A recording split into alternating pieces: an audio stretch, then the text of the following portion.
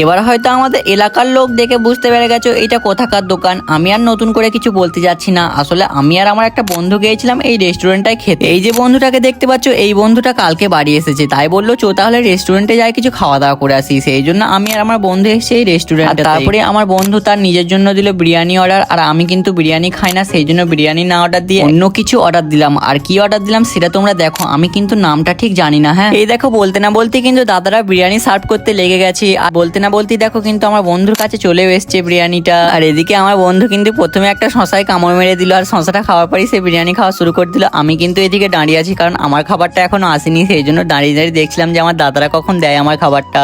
আর তারপরে আমি যেই জিনিসটার নাম বলছিলাম এটাই সেই জিনিসটা। যদি কেউ জেনে থাকো আমাকে কমেন্ট করে বলতে পারো। আসলে কি এটা কোনোদিন তো খাইনি, সেই জন্য ঠিক বলতে পারছি না কি এটা। তারপরে আমি ভাবছিলাম আমার বন্ধুর কাছ থেকে ফুড রিভিউ নেবো, কিন্তু তার মুখ দেখেই বুঝতে পেরে গেলাম যে আর কোনো ফুড রিভিউ নেওয়ার প্রয়োজন হয় না। আসলে বিরিয়ানিটা খুব সুন্দর হয়েছিল সে বললো। তারপরে আমার বন্ধুটা আমার জন্য একটা ঠান্ডা বার করলো, আর ঠান্ডাটা খাওয়ার পর এখন আবার যাবো পানের দোকানে, কারণ এত খুঁজি খাওয়া হলে একটা পান তো খাওয়া প্রয়োজন। সেই জন্য পান খেতে খেতেই আজকে মিনি ভ্লগটা শেষ করলাম। যদি ভ্লগটা ভালো লাগে চ্যানেলটা সাবস্ক্রাইব করে যেতে পারো। বাই বাই, আবার দেখাবে কোনো ভিডিওতে।